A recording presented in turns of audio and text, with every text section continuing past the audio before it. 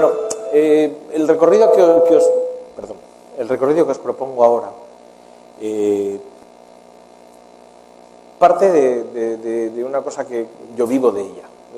Trabajo en un planetario y me dedico a la divulgación de la astronomía.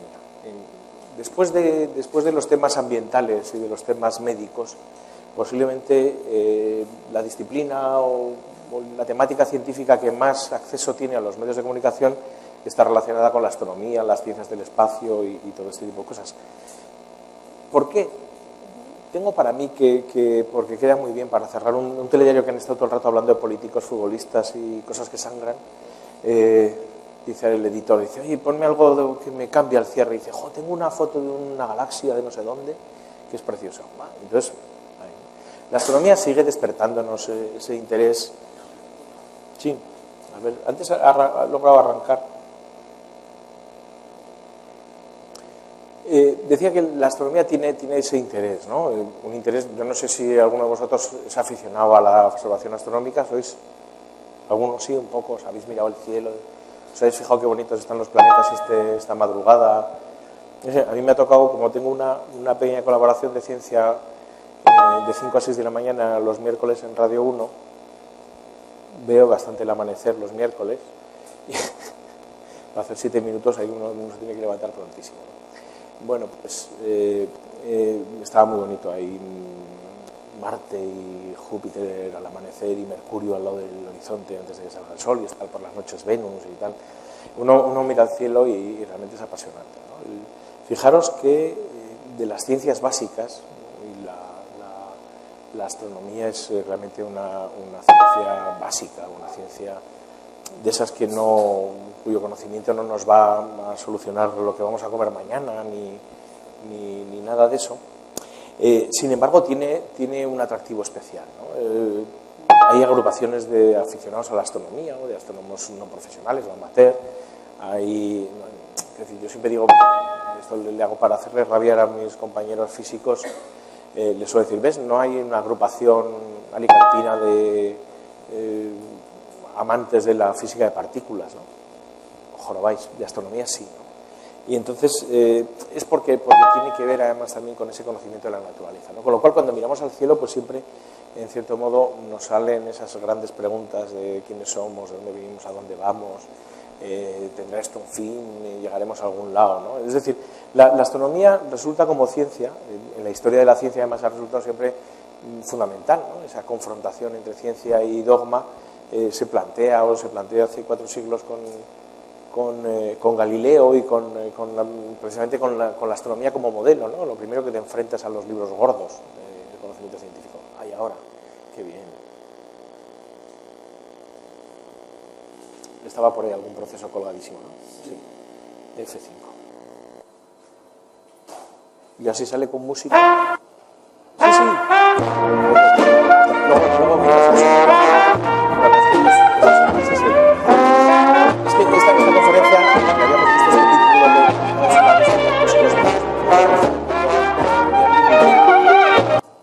yo le iba a llamar así, ¿no? Era un homenaje a Woody Allen porque es todo lo que sé saber sobre el fin del mundo y nunca se ha atrevido a preguntar. Esta conferencia tenía más mérito hacerla antes del fin del mundo.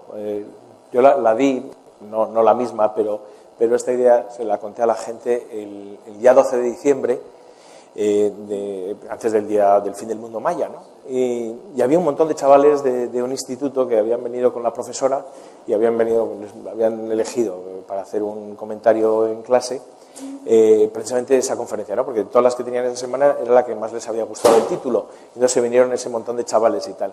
Y yo les dije, los tenía por aquí delante, ¿no? Una sala como 200 y pico personas, y les digo, ¿alguno de vosotros cree que se va a acabar el mundo?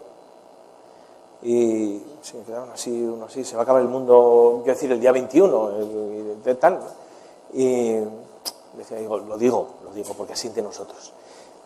Si estáis convencidos de que el día 21 se acaba el mundo y por lo tanto os quedan 9 días, no sé qué hacéis aquí, por favor salid corriendo ya, o sea, iros a silvestrar, yo qué sé, aprovechad, no gastéis el tiempo. Y se quedaron, ¿no? Y dije, bueno, qué bien. Hay gente que tiene cierta confianza en la ciencia, ¿no?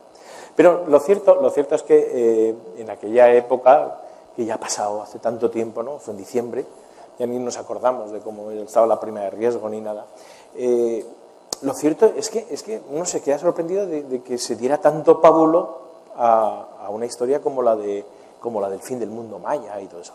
Entonces me he planteado un poco hacer ese recorrido acerca de esa astronomía un poco al límite, que va a hablar de algunas cosas y tal, que a través de los medios de comunicación se nos ha ido vendiendo, se nos sigue vendiendo, porque en esto no aprendemos. Es decir, el fin del mundo maya que no llegó, pero cada día volvemos a tener un fin del mundo posible o tal, ¿no? Y llegará el mes de agosto y volverán a decirnos que Marte y la Luna se verán tan grandes en el cielo como pasa todos los años y así, ¿no? Y que la próxima conjunción planetaria pues provocará también posiblemente unas mareas o unos terremotos que nos lleven al mundo al desastre, ¿no? Nos gusta pensar eso, o que el asteroide Apophis u otro cuerpo menor del sistema solar pasará lo bastante cerca de la Tierra como para chocar, y vimos ese que pasó a 30 y tantos mil kilómetros y todo el mundo decía, ¡oh, qué miedo, qué miedo! Bueno, están pasando un montón. El gran problema es que todavía hay muchos que no sabemos cuáles son, ¿no? Y esos son los que nos pueden dar un día un golpe.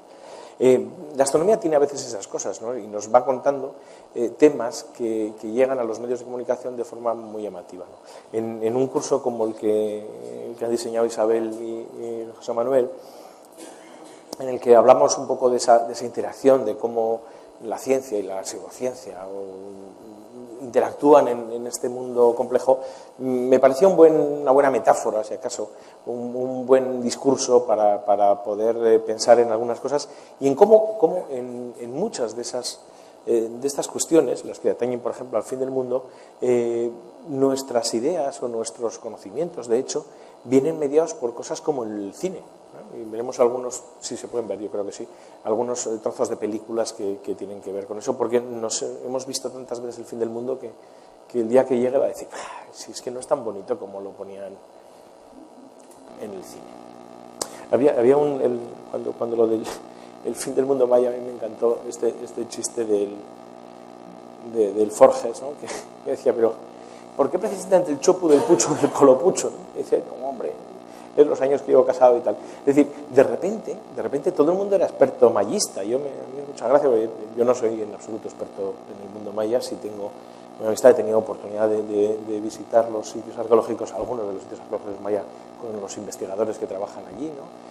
Con la Ciudad de la Complutense y tal, que me ha llevado por allí muchas veces, y es apasionante, ¿no? Pensar lo poco que sabemos todavía de unas culturas que estaban ahí, ¿no? Y cómo, pues eso, en tiempos relativamente recientes pueden haber hecho cosas que nos resulten ahora tan extrañas, ¿no? Como esos calendarios y tal, ¿no? Entonces no es raro que a veces se creen un poco casi mitologías modernas en base a estas culturas desaparecidas o civilizaciones o llamarla como quieras. Este es uno de los culpables. Este es en el Tortuguero, en un sitio cerca de Oaxaca, en México.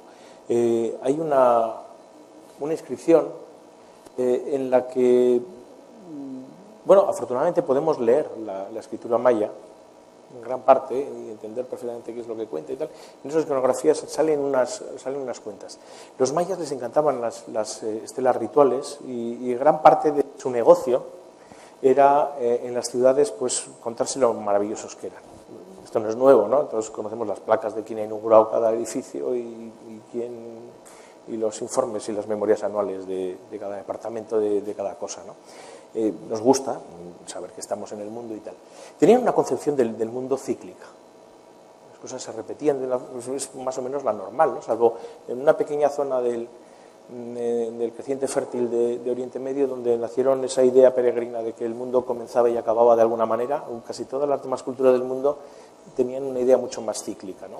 Que evolucionaba de alguna manera, cambiaba, nosotros llegábamos, desaparecíamos, yo qué sé, es una... Esto les hacía estudiosos, como a todas las culturas, de los diferentes ciclos. Sabéis que en los orígenes posiblemente de la astronomía está la necesidad de hacer calendarios, formas de ordenar el tiempo, las labores, los ciclos de la naturaleza con los ciclos celestes y tal. Y entonces de ahí salen pues también formas de contar y así. En las culturas mesoamericanas esa concepción cíclica se va plasmando en cosas como estas, que en las ciudades iban conmemorando diversos momentos importantes, ¿no? Los años y las formas de los calendarios mayas, veremos luego un poco muy por encima, eran más o menos complejos, pero permitían eso, ¿no? Alguien dice, el calendario maya, por ejemplo, es más preciso incluso que el calendario gregoriano. Bueno, está casi igual. Lo que pasa es que ellos lo desarrollaron unos 5 siglos antes de que los desarrollos de los astrónomos europeos. O sea que realmente hacían un conocimiento y una observación del cielo muy precisa, ¿no? Bueno, y sabemos de la importancia, ¿no? Entonces, estas tablas nos están hablando de eso, ¿no? De esa cultura, de esa preocupación y de ese interés en marcar los tiempos y cuándo era la fundación de algo, cuándo había muerto tal esto, cuándo se habían casado este cacique con la hija del otro, etcétera, ese tipo de cosas, ¿no? Cuándo se habían defenestrado unos cuantos, este tipo de cosas que hace la gente, ¿no? Ahora bien, en los últimos años especialmente, había pues casi unas 50.000 publicaciones diferentes en Estados Unidos, en Amazon, que hablaban del fin del mundo, de los mayas y del calendario maya de 2012. ¿Qué era este fenómeno editorial? ¿De dónde venía? Y por qué se había producido, ¿no? Este es uno de los muchos textos que se han ido publicando y que se vendieron a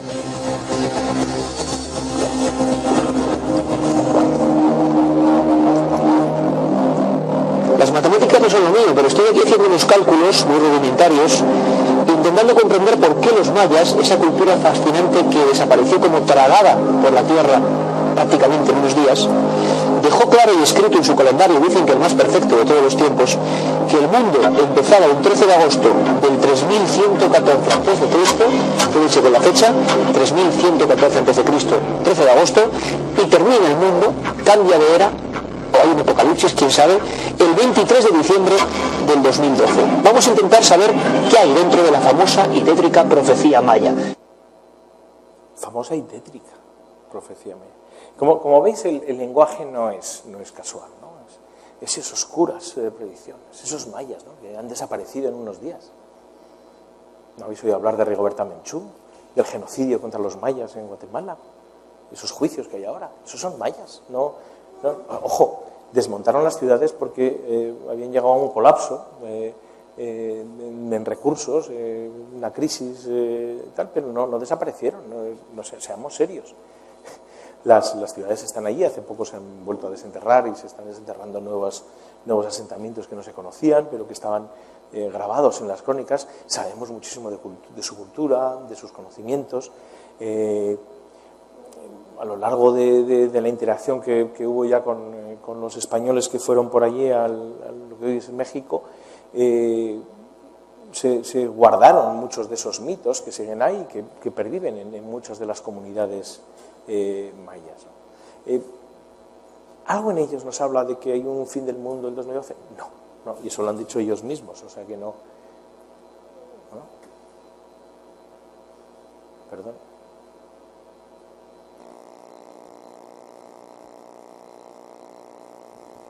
Qué misterio. Esto no sé por qué se ha puesto así.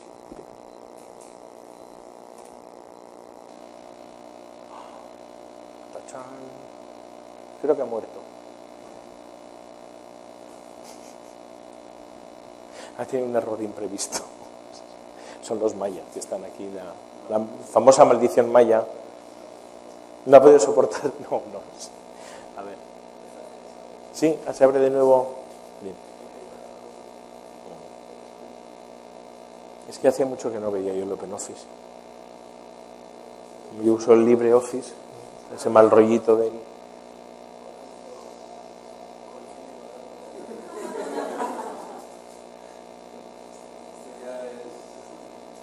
¿Quién ha puesto ahí lo de Expedientes X? Porque era tuyo por ahí. Qué susto.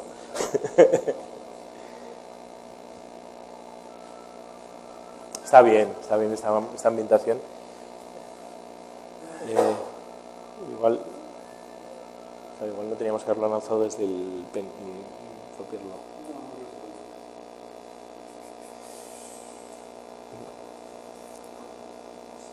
Bueno, mientras tanto voy avanzando un poco porque tampoco es más así.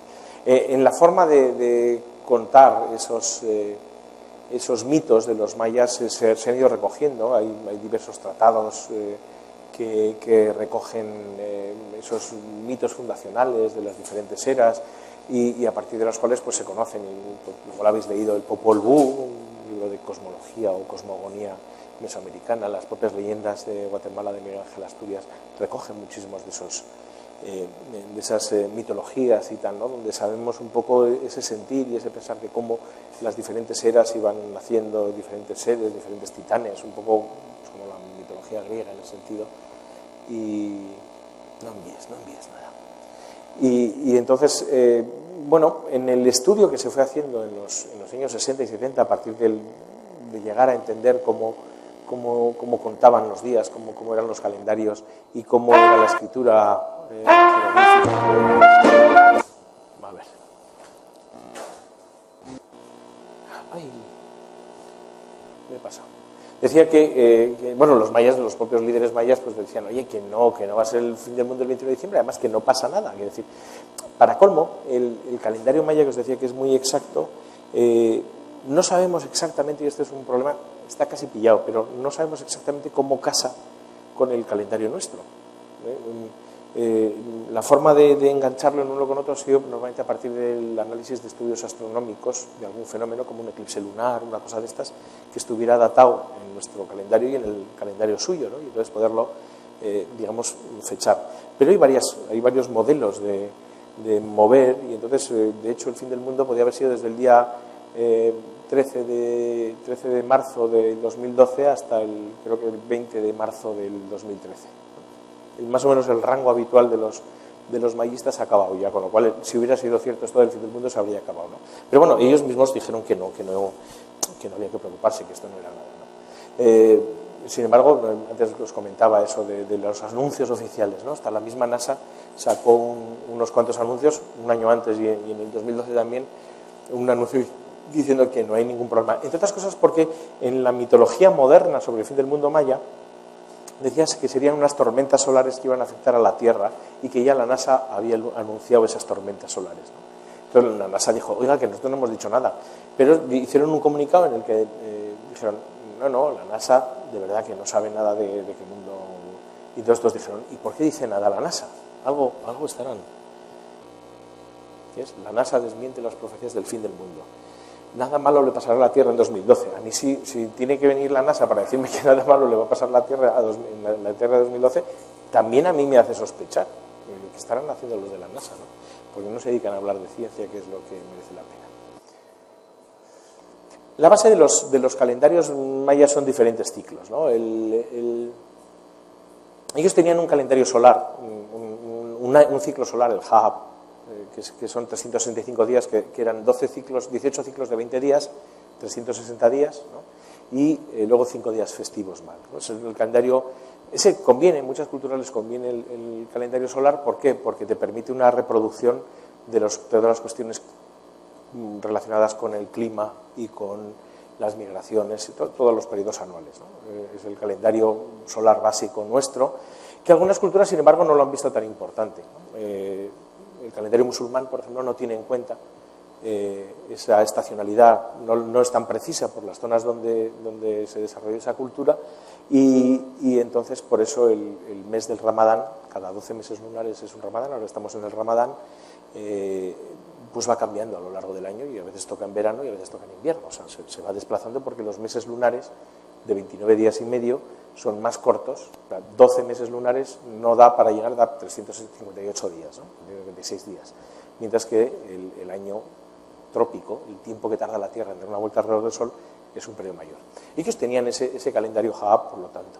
Usaban otro calendario que era el Tzolk'in, que era una especie de, como nosotros tenemos, por ejemplo, el día del mes y el día de la semana. Fijaros que el día del mes es un ciclo que va de 1 a 30, o de 1 a 29 y de 1 a 31, dependiendo de los meses, y luego tenemos un ciclo de semana que va de lunes a domingo, ¿no? Y por eso a veces el día 1 es lunes y otras veces el día 1 es jueves, ¿no? Bueno, pues ellos tenían una cosa parecida, que eran 13 por 20, 13, 20 y 20 ciclos. Curiosamente, este ciclo se repite, por lo tanto, cada 260 días, que es casi el periodo de Venus. Algo que les venía muy bien porque precisamente las observaciones de Venus sabemos que estaban muy relacionadas con la guarda y con las astronomías que estaban relacionadas con este calendario. Mezclando unos y otros, tenemos unos ciclos de 52 años que también tenían una cierta relación celeste.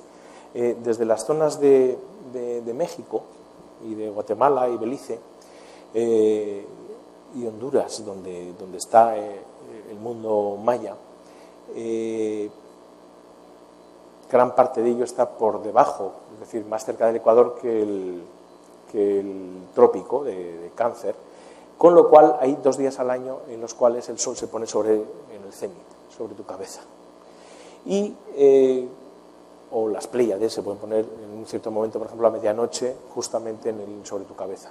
Y estos son ciclos que se repiten en el cielo cada 52 años. Cosas parecidas existían en las culturas egipcias, o sea que no era posiblemente una cosa extraña. Fijaros que 52 años da para una vida humana, para narrar toda una vida, por lo tanto, con esa rueda de calendarios, más o menos las vidas humanas se iban a desarrollar dentro de una de ellas. Sin embargo, la vida de las ciudades importantes era corta. Y por eso existe la cuenta larga, que era otra forma de serie en la que se usaba normalmente para estas lápidas rituales, para estas estelas rituales, en las que se hablaba de las fundaciones de las ciudades y de los templos importantes, en los que sencillamente había un ciclo, que eran ciclos de los winales de 20 días, luego 18, que era parecido, era el ciclo Ja, el ciclo del Sol, luego otro que era de 7.200, y al final se llevaba a un ciclo de 144.000 días, que al final, cada 13 bactunes, o cada 14 bactunes, cada 14 ciclos de 144.000 días, es decir, cada 5.126 años, pues era un pedazo de tiempo enorme, mucho más de lo que ninguna cultura había esperado, o ha esperado que vivieran, posiblemente ni los chinos tenían una esperanza de seguir con su imperio durante tanto tiempo, ¿no? Esto quiere decir que a la hora de establecer estas series, cuando ellos ponían un cierto momento inicial mítico, hacia el año 3000 y pico antes de Cristo, sencillamente estaban hablando, pues, como hacían los romanos, ad urbe condita, ¿no? Es decir, en la fundación de Roma, que era una cosa que se perdía en el hilo de los tiempos. Y cuando hablaban posiblemente el 13 Bactún, el final de los tiempos, pues era también una forma mítica de hablar. No estaban hablando de una fecha en concreta. Nunca pensaron posiblemente que un día se iba a llegar a esa fecha, ni les preocupaba, realmente no era importante, porque recordad que el sentido de todas estas marcas o marcaciones de fechas era precisamente decir cuándo se había hecho algo o cuándo podría pasar algo, en ese lenguaje un poco mítico. Es importante entender eso porque, por ejemplo, esto es una fecha, pues sería así contando, en las ruinas estas del centro Gavilán Blanco, que está en Tabasco,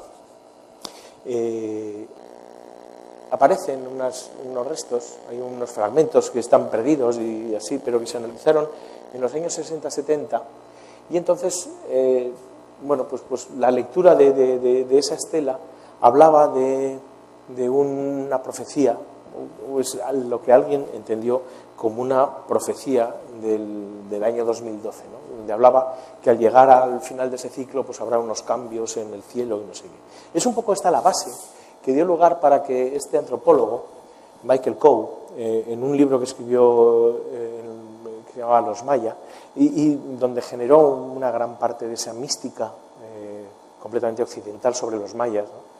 Hay que tener en cuenta que aquí estábamos en pleno momento, en plena explosión de la mística de corte hinduista, tibetana y tal, es decir, el movimiento hippie, ¿no? Y este realmente propone el salto siguiente, que estará mucho más asociado a todo el movimiento Nueva Era y tal, de los años 70 y 80 y tal. Entonces propone una especie, esa lectura, dice, el Armagedón arrasará a los pueblos degenerados, hace esa lectura muy sui generis de lo que está en la tabla, que ya digo que otros antropólogos dicen, perdona, no pone eso.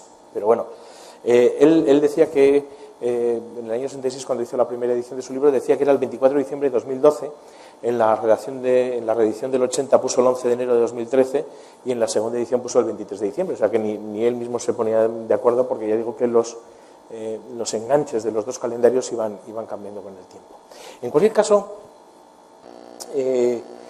posteriormente, esto es el National Geographic de mayo de 2012, en otros sitios, en Sultún, en Guatemala, en otra de las ciudades excavadas, se encontró, por ejemplo, una residencia de astrónomos donde estaban apuntados, donde había posiblemente en pinturas murales anotaciones de observaciones astronómicas que hablan de una cobertura mucho más grande, o sea, que pasan más allá del 13 de Bactún, lo que demuestra, porque una de las cosas que se iba vendiendo era que si los mayas creían que al final de ese ciclo, el 2012, si llegaba al final de la cuenta, se acababa todo. Pues no, sencillamente era un tema instrumental. Hay muchas indicaciones que dicen cómo será Venus en el año 3000 y cuándo se volverá a ver cerca de la Tierra en el año tal, no sé qué. O sea que esas observaciones y tal estaban apuntadas y hay pruebas arqueológicas, o sea que con lo cual muchas de las cosas que se han ido contando eran mentirosas también, ¿no? En Sultún pues están este tipo de dibujos y cómo se interpretan, pero la historia llegó, como pasó un poco de la antropología o de los mayistas, a este hombre que es Frank Waters, que generó un poco toda esa mística india, ¿no? Esa mística, por un lado, de los indios pueblo, de los navajo, de las místicas americanas, y luego todas las místicas mesoamericanas que tuvieron muchísimo éxito, este México místico, asociado a ese boom que había habido a comienzos de los años 70 de la mística nahuatl, de Castañeda y todos esos viajes a base de peyote y tal, o sea, unido un poco todo esto. Es decir, la gente somos así y esto es, al fin y al cabo, un producto puramente estadounidense. En el año 97, José Argüelles, que es el de esto, presenta su convergencia mística. Todavía se celebran las convergencias armónicas, perdón. Miréis en internet y hacen fiestas. Bueno, ahora está más de moda lo del hombre, el Burning Man, que es una cosa que hacen en el desierto ¿dónde es? En Utah, no, en Utah, ¿no? Es una zona ahí, montan una especie de super rave y tal, muy, muy divertido y durante 7 días. Pero bueno, empezaron estos en los años 80 con el tema con la New Age, la historia de que convergiendo todos podíamos cambiar el mundo, y esa mística se asocia ahí. Lo digo porque el fenómeno americano, estamos hablando de 50.000 publicaciones a lo largo de estos, igual me he pasado, 44.000, perdón, 44.000 publicaciones con lo del 2012 y tal, pues que está ahí. ¿Qué es el fin del mundo, no? El año pasado, no sé si en 2000, esto fue en 2012, sí, en 2012, exacto. En los periódicos americanos salió un anuncio pagado diciendo que el 12 de mayo se acaba el mundo. No era el fin del mundo exactamente, era el rapto, que llaman. En algunas de las confesiones cristianas fundamentalistas, y si habéis visto hoy un capítulo creo que era del hombre de padre de familia, muy divertido sobre lo del rapto, antes de que llegue el Armagedón, la lucha entre el bien y el mal, el juicio final, habrá un rapto de las almas buenas. Las almas buenas suben al cielo y engrosarán los ejércitos que ganarán el Apocalipsis y las malas quedarán en la tierra para luchar con el Averno y perder. Claro, la historia en Padre de Familia es que los Griffin se quedan abajo y Cristo también. Pero bueno, no os voy a hacer más spoiler. La cosa es que el tío este anunció que, según sus cálculos, del día 21 de mayo del año pasado pasaba el rapto, ¿no? Con lo cual, como todo el mundo se quedó en la tierra, dijeron, ¡zas! Ya estamos los malos. ya está montado. El fin del mundo iba a llegar en Navidades y tal. Bueno, la cosa es, ¿de qué estás hablando, por lo tanto, que estás hablando del fin del mundo? Gran parte de los textos cristianos eran escatológicos, es decir, escatológicos no en el sentido escatológico actual, sino escatológico, hablaba del fin del mundo, de su final, posiblemente para el siglo I. Entonces hay muchos textos relacionados del mismo Apocalipsis y tal, que hablan de fines del mundo y tal. Ya digo que es en las religiones del Libro Gordo en las que se plantea un poco ese fin del mundo como un rapto, como una lucha y como una cosa así.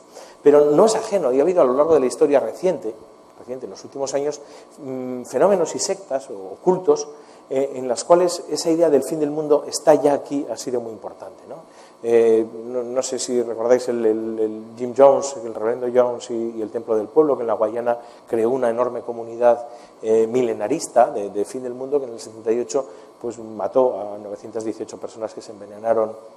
Algunos los envenenaron y tal, o el caso de Marshall Applewhite y su secta Heaven's Gate, de la Puerta del Cielo, que en el año 97, al hilo del cometa Hale-Bopp, dijo que ellos iban a pasar a un plano superior y se mataron, ¿no? 38 miembros de la Iglesia. Luego hubo, creo, otros en Francia que también lo intentaron, y aquí en Canarias también hubo algún intento de algunos otros, ¿no?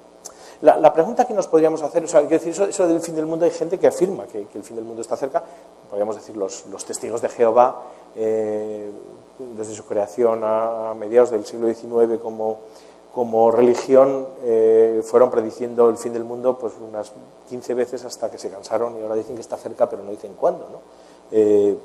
No acertaron nunca, pero hay un fenómeno que se observó, y es que cuando un culto, cuando una secta o una creencia dice que va a llegar el fin del mundo y el fin del mundo no llega, lejos de abandonar la creencia, los fieles en la misma se verán reforzados, porque en cierto modo la lectura que hacen es: nos han dado una segunda oportunidad, nos han dado tiempo de descuento para poder enmendar los errores, ¿no? Somos elegidos para estos últimos momentos, con lo cual hay un refuerzo.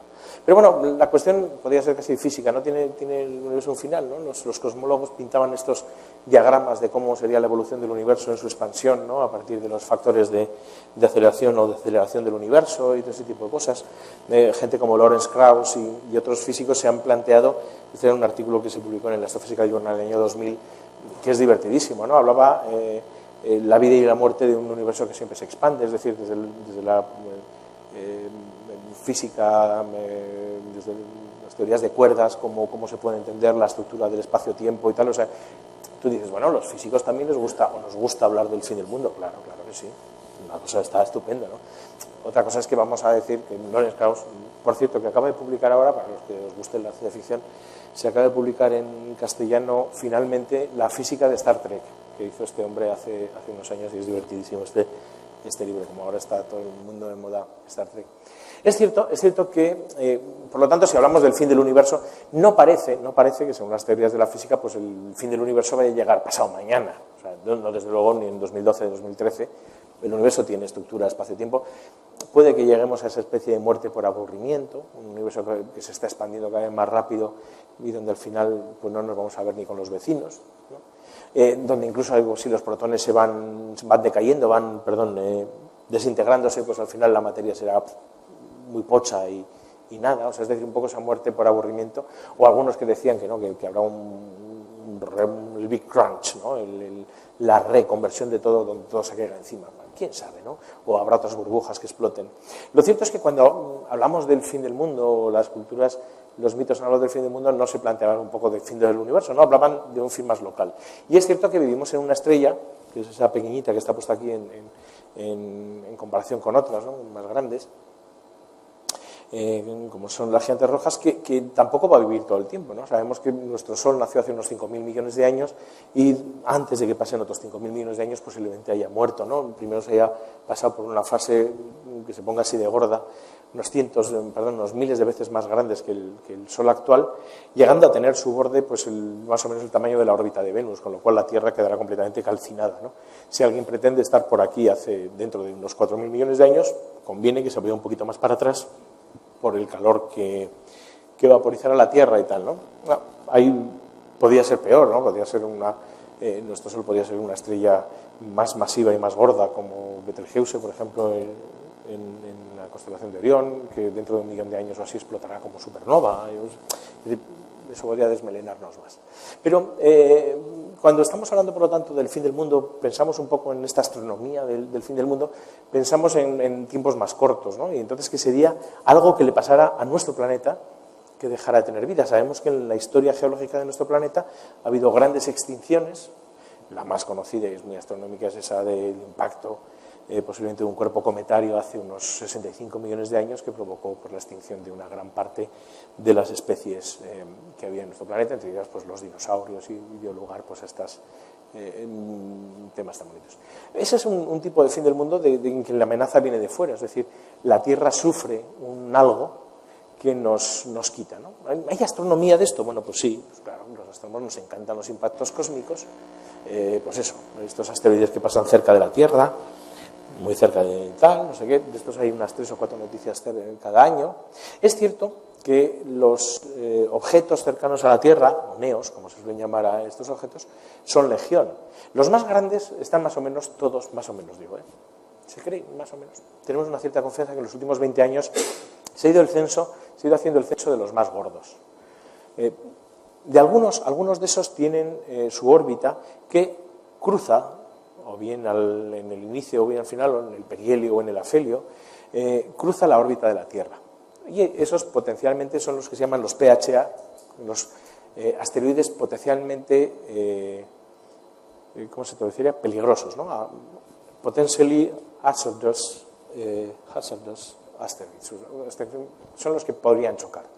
Desde hace unos cuantos años los científicos elaboraron una escala para ver cómo las órbitas se pueden acercar a la Tierra, pueden entrar acaso en resonancia con la gravedad de nuestro planeta y chocar finalmente con nosotros. Con lo cual, aquí una vez más hay mucha astronomía, mucha astrofísica, ¿no? El Centro de Planetas Menores de la Unión Astronómica Internacional, que está en Harvard, está catalogando y manteniendo las bases de datos de observaciones y de mediciones y de modelos de muchos de estos objetos, ¿no?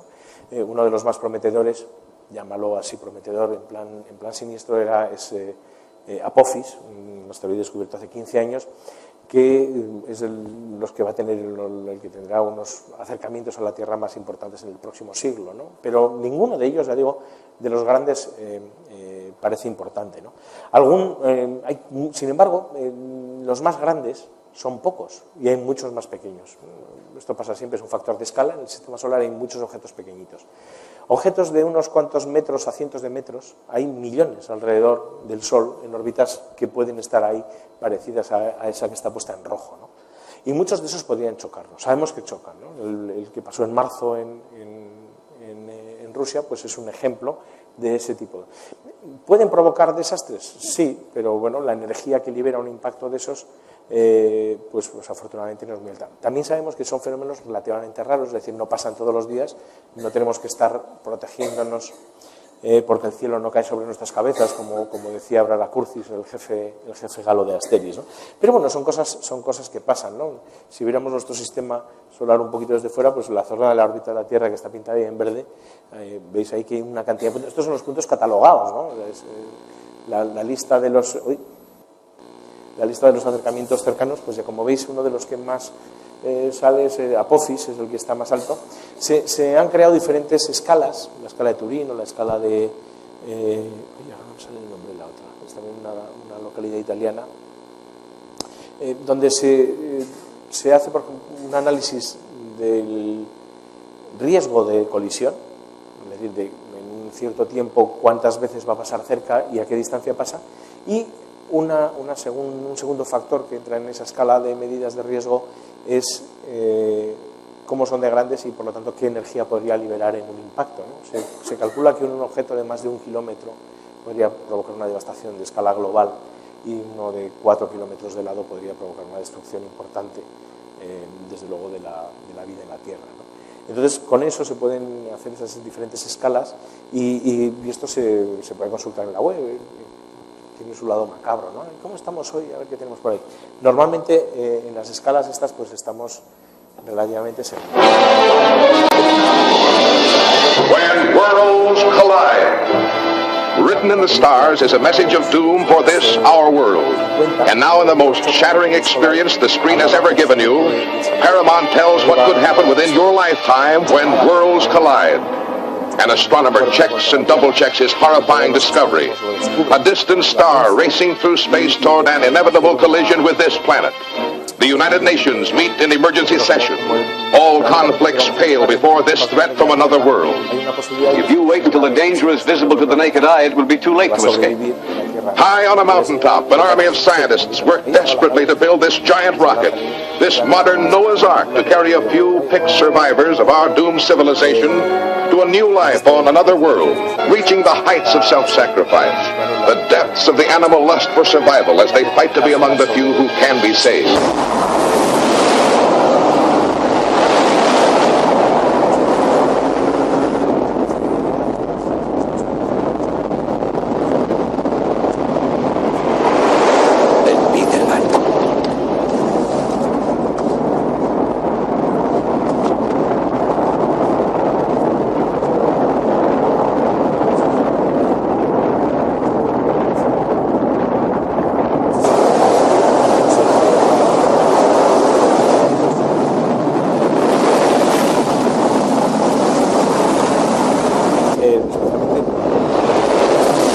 Que en Nueva York es la ciudad que más hemos visto destrozada.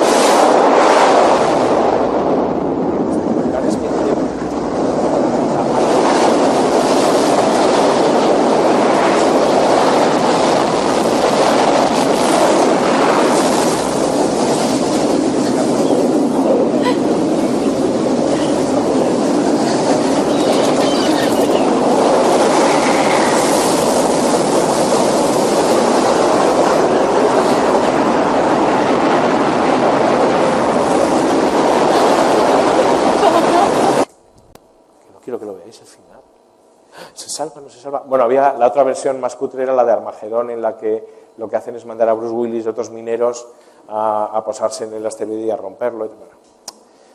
Lo cierto es que estas cosas de los impactos cósmicos no es tampoco nuevo. Seguro que habéis visto alguna vez en la ciudad en que viváis unos carteles de Hercólobus, el planeta asesino. Es una cosa, las sectas gnósticas y otros sacacuartos de estos de Nueva Acrópolis y tal, usan a veces este tipo. Es un libro que habla del fin del mundo y tal, y de un planeta descubierto por un supuesto astrónomo inexistente y que habla de arrepentidos y tal. Es todo un fenómeno bastante curioso que se repite y se republica en nuestro país constantemente y se regala y se vende y tal, ¿no? Nibiru es lo mismo, es un mito creado por Zecarías Sitchin y basado supuestamente en unos en cosmogonías mesopotámicas, que habla de un planeta que chocará contra nosotros y tal. Todo esto se vende muchísimo en las revistas de misterio y tal, pero no tiene ninguna verdad astronómica, desde luego no existen, no tiene ninguna coherencia con lo que conocemos de las culturas antiguas y tal, pero ya digo que esto nunca ha sido un novicio ni cortapisa para que se vendan, porque también esto en el año 2011, no sé, claro, es que en cuanto van pasando cada año, en los últimos años hemos ido viviendo unos 20 fines del mundo cada año, ¿no?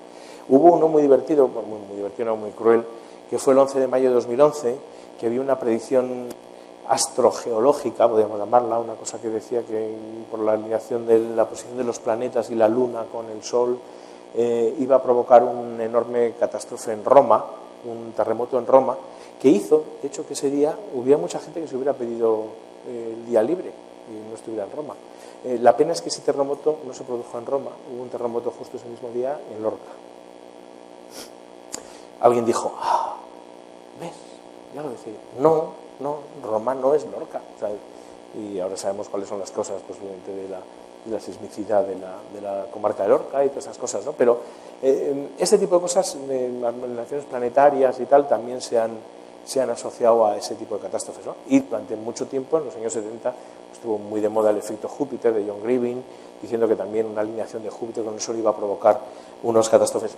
No tienen sentido, por supuesto que no, las órbitas de la Tierra y de los otros planetas en torno al Sol evidentemente están equilibradas por la fuerza de la gravedad, pero no hay una gravedad inducida adicional. Es decir, cuando está la Luna llena encima de nosotros, no nos vamos hacia hasta el Sol, ¿no? Es decir, hay una fuerza de marea adicional, pero no es nada que no esté contado, digamos, en los movimientos y en las órbitas que existen en el sistema solar, ¿no? Y negarlo o inventarse estas cosas, pues no es más que un efecto de unas ganas de exagerar. Pero ya digo que paradójicamente estas cosas llegan y son noticias, ¿no? Internet está...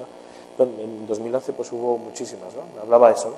Esta es una página, por ejemplo, de estos conspiracionistas que hablaban ahí, que decía Internet está... Bueno, en marzo de 2011 se estaba viendo entonces un cometa que había sido descubierto medio año antes, el cometa Elenin, que era un cometa que iba a pasar bastante cerca del Sol y luego se acercaba a la Tierra, ¿no?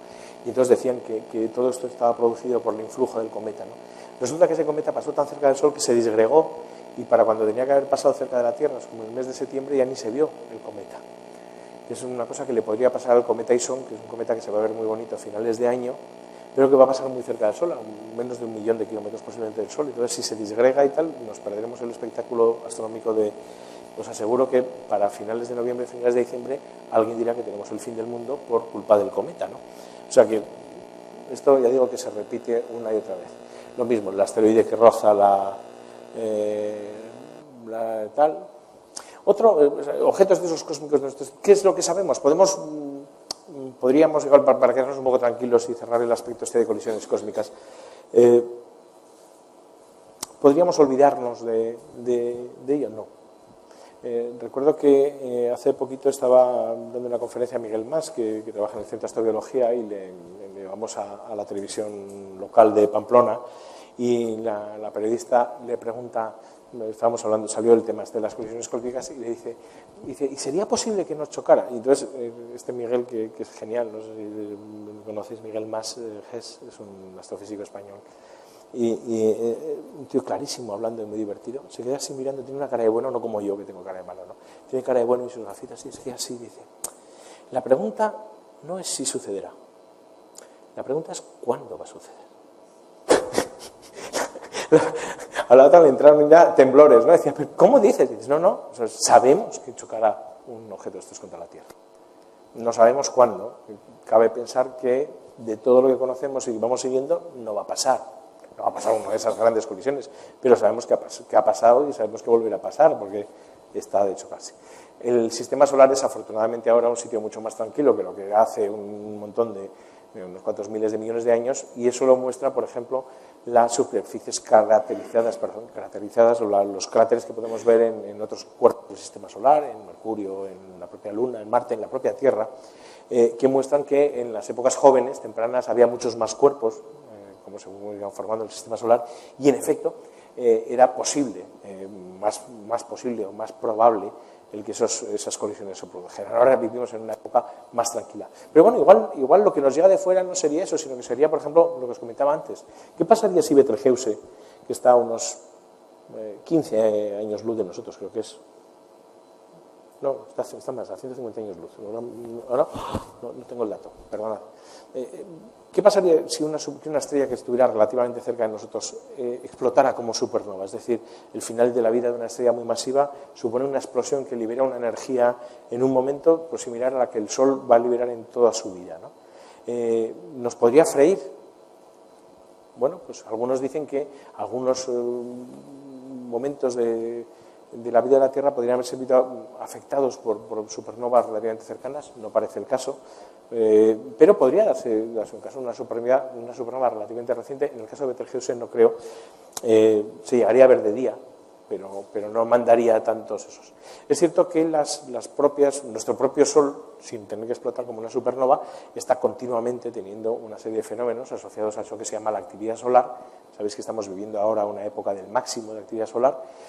La parte exterior del Sol, el Sol es casi todo hidrógeno, 3/4 partes de hidrógeno, 1/4 parte de helio, más o menos. Pero bueno, hidrógeno puesto a miles de grados en la fotosfera, en el disco solar, en la parte externa, que se mueve además el material caliente de abajo arriba, es decir, una convección, ¿no? Hay unos movimientos y a esa temperatura el gas de hidrógeno está ionizado, con lo cual es un plasma, es un gas muy conductor, y sabemos que el fenómeno de la convección con el fenómeno de la rotación, el Sol no gira como la Tierra, no gira de forma sólida, sino que la zona ecuatorial va más rápida que la zona polar, gira como una especie de cosa viscosa.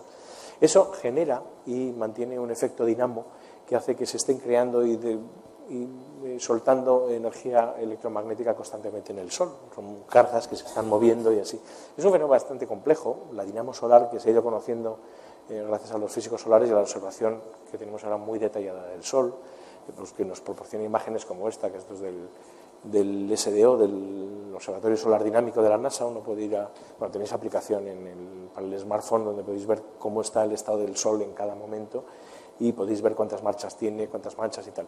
Hay zonas activas en las cuales la convección, es decir, el calor que viene de abajo se inhibe, por eso se quedan como manchas oscuras, más frías, pero en las cuales hay una mayor densidad de campos magnéticos que a veces se pueden reconectar o pegar verdaderos estallidos, liberando energía, lo que puede hacer que caliente el gas a millones de grados o cree esos bucles o esos enormes torbellinos y turbulencias y erupciones solares que acaban mandando flujos de partículas y de energía muy grandes que llegan hasta la Tierra. Esas son las tormentas que se suelen llamar ahora las tormentas solares, ¿no? Tormentas geomagnéticas. Son sencillamente flujos de partículas que llegan hasta la Tierra provocados por la actividad solar, ¿no? Esto podría proponer, seguro que habéis oído también las noticias, tengo por aquí alguna de estas, una fulguración solar podría destruir la Tierra. En los últimos años han salido varias noticias de estas. El ABC el año pasado estaba empeñado, José Manuel Nieves, en poner noticias todas las semanas de una tormenta solar va a destruir la Tierra. Bueno, es cierto que vivimos en una sociedad cada vez más dependiente de temas electrónicos. Y es cierto que las tormentas solares lanzan flujos de protones y de electrones bastante fuertes contra la Tierra, ¿no? Muchos de ellos son desviados por el campo magnético terrestre y, digamos, conducidos hacia las zonas de mayor latitud donde se producen las auroras boreales. estos fenómenos tan bellos que se han visto este año de auroras boreales, están relacionadas con esa mayor actividad del Sol. Lo que pasa es que, bueno, afortunadamente, digamos, estamos bastante protegidos contra esos, pero sí ha habido casos de grandes tormentas solares que han provocado, por ejemplo, fallos en subestaciones eléctricas o en conducciones o en oleoductos, incluso en Alaska, relacionados con una tormenta solar. Es más, en la era de los smartphones y no sé qué, que no están muy blindados, un flujo de partículas podría provocar una especie de destello y cargarte la mitad de los chips que tenemos puestos por ahí, ¿no? Es decir, no es descabellado. De hecho, las agencias internacionales, la Unión Europea es actualmente la delegada mundial para esta sección de la ONU, investigan cuáles serían los posibles efectos de este tipo de tormentas geomagnéticas en la Tierra para ver si en el futuro podría haber digamos, un planteamiento de defendernos de alguna manera o pensar si se pueden blindar algunos sistemas para que no falle todos los sistemas eléctricos y tal. Ahora, me parece altamente improbable que esto pueda ser el fin del mundo, tal como lo conocemos, aunque ya digo que, claro, como el año pasado, ¿qué es lo que pasó el año pasado? Que iba aumentando la actividad solar, entonces se iban dando más tormentas solares, con lo cual este tema rápidamente se asociaba con el tema del fin del mundo, porque no recordáis que había dicho que en esas profecías que habían hecho del Sol estaba hablando precisamente de que eran unas tormentas solares o sería un fenómeno de energía que llegaba del Sol el que se cargara la Tierra. Eso fue lo que aprovechó pues este sujeto que era el Roland Emmerich para hacer películas, bueno, como 2012, no sé si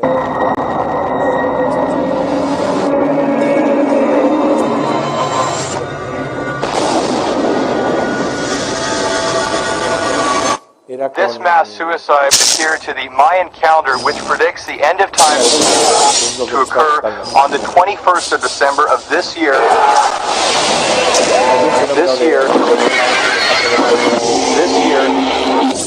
Que el What are the odds? campo magnético terrestre se pare.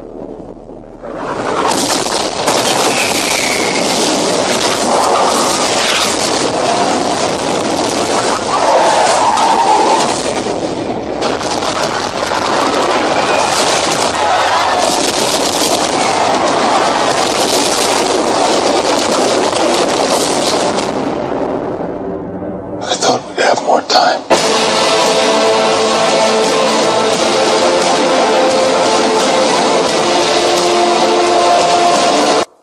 Bueno, lo pongo como ejemplo, ya digo que esto lo ha explorado el cine, también había otra del núcleo que se paraba de girar el núcleo y se perdía el campo magnético de la Tierra, y entonces tiraban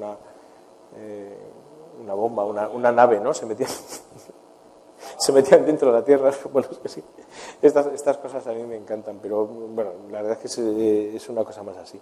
Ahora bien, en ese análisis del fin del mundo, ¿me queda mucho rato? No, que estoy volviendo a hablar demasiado, ¿no? Bien, vamos a ir más rápido. Venga, vamos a provocar un fin del mundo decente, porque estamos viendo que en supernovas y actividad solar no. Hay una cosa que no se suele comentar, y es que la actividad solar que estamos viviendo, en efecto, ahora esta parte del máximo entre 2012 y 2013, está siendo un 30% menor que la del ciclo anterior, la que se vivió en 2001-2002. Esto no suelen decirlo el año pasado, no sé si se suele decir ahora cuando están hablando las tormentas solares. Está habiendo tormentas en promedio una tercera parte menos intensas que las que hubo hace 11 años. Es cierto que hace 11 años no estaba Twitter y posiblemente por eso no se hacían tan famosas, ¿no?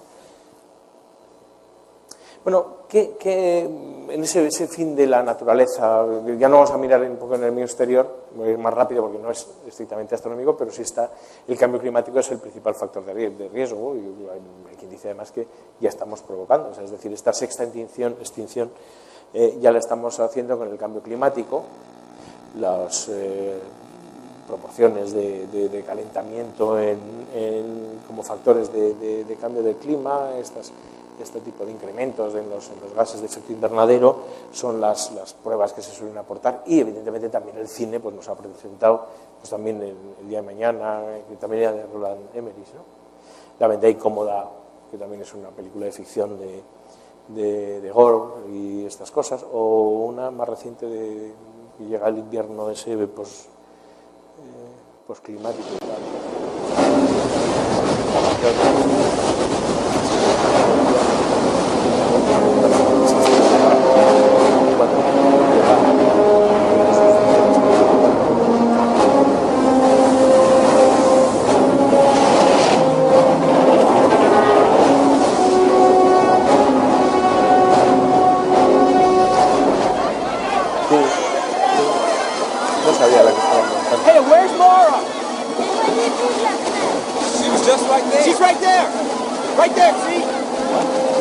Bueno, otra de las posibles teorías que la ciencia, digamos, sí se está planteando para que la naturaleza nos pudiera dar esto, y es además una de las teorías alternativas a los impactos cósmicos para alguna de las grandes extinciones que ha habido en la historia de la vida de la Tierra, es la existencia de un supervolcán, ¿no? Es decir, de fenómenos de elevadísima actividad volcánica en zonas amplias de nuestro planeta, cosa que se ha dado en toda la zona de Yellowstone.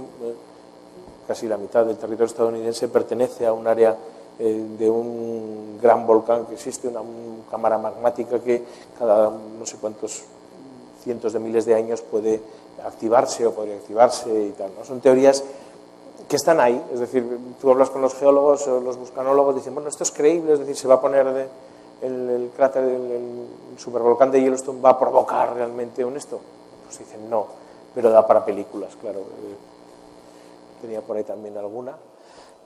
La otra historia es, bueno, claro, qué manía tenemos siempre los humanos de pensar que que los mayas podrían haber pensado en el fin de la naturaleza, ¿no? Decía que si era una cosa cíclica, podrían haber pensado sencillamente en el fin de la humanidad, ¿no? La humanidad puede acabarse, pues vamos a acabar entontolinados. En esta película de Clive Owen, que era muy divertida, Hijos de los hombres, era que las mujeres dejaban de tener hijos, se quedaban todas estériles. Entonces, esto es más o menos lo que decía el obispo de Granada con el lobby gay, ¿no? Que iba a hacer que ya no tuvieran más hijos porque todos los homosexuales iban a impedir que se tuvieran hijos. Y entonces, claro, pues estaba ahí. No parece que... Is the secret of Soylent Green. New York City, in the year 2022. Nothing runs anymore. Nothing works. But the people are the same. And the people will do anything to get what they need. This is the police. What they need most is Soylent Green. The supply of Soylent Green has been exhausted. Descending at home.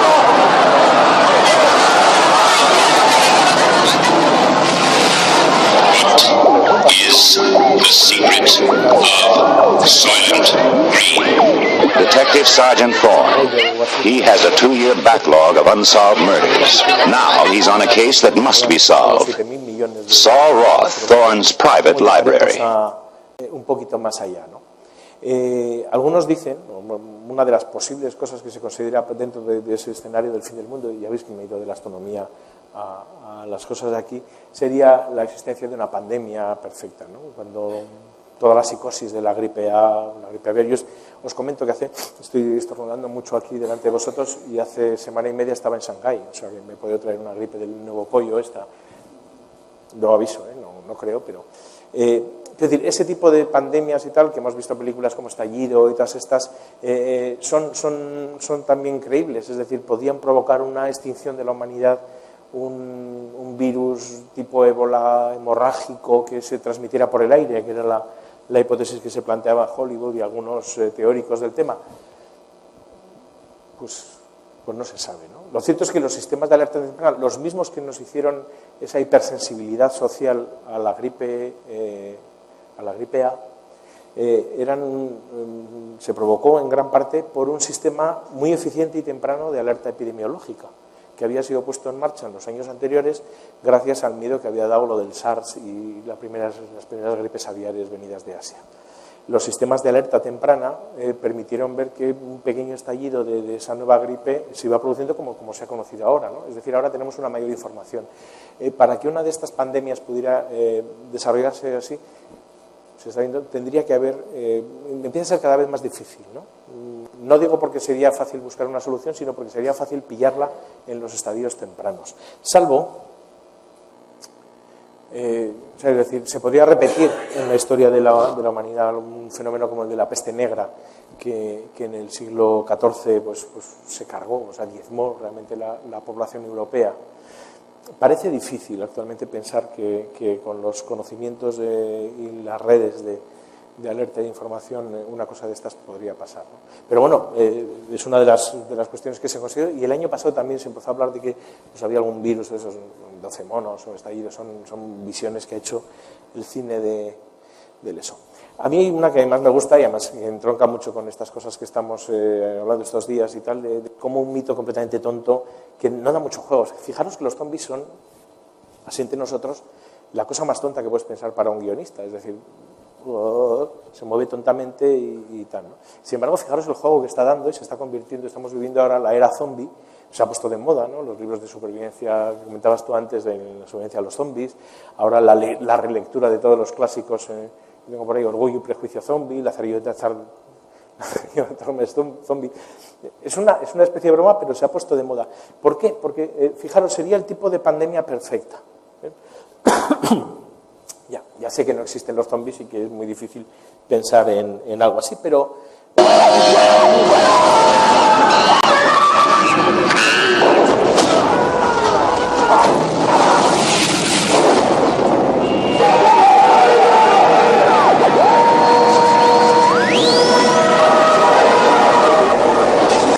Lo gracioso de eso es que este tipo de cosas se modelizó y se publica. A mí, esta es una de las cosas que a veces cuando os decía que a veces se dice que la ciencia no aporta nada de gracia, de alegría o de curiosidad al mundo, digo, no, hombre, no, mira, tenemos a veces matemáticos. Y los matemáticos pueden publicar en una revista de investigación sobre epidemiología, una revista de Stanford, hacer un análisis matemático de cómo sería un ataque zombie, es decir, una infección zombie, ¿no? Lo cierto es que era muy interesante porque, es decir, a partir de aquí se ha generado, digamos, toda una escuela de análisis de epidemiológico bastante interesante y bastante útil, ¿no? Porque cuentas diferentes. En el caso zombie, pues lo que puedes contar muy bien es cuál es el modo de contagio, mordedura.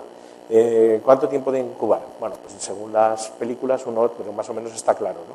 Efectos, no te puedes curar, ¿no? Entonces, ¿cuál es el factor que puede parar una infección zombie? ¿Alguien sabe? ¿A alguien se le ocurre? Sí, pero va a haber otro siempre.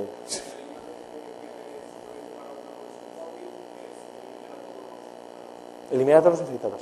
Fíjate, matemáticamente la cuestión fundamental es que el ser humano es más listo que los zombies y puede diseñar estrategias de contención que lleven a una eliminación de los zombies.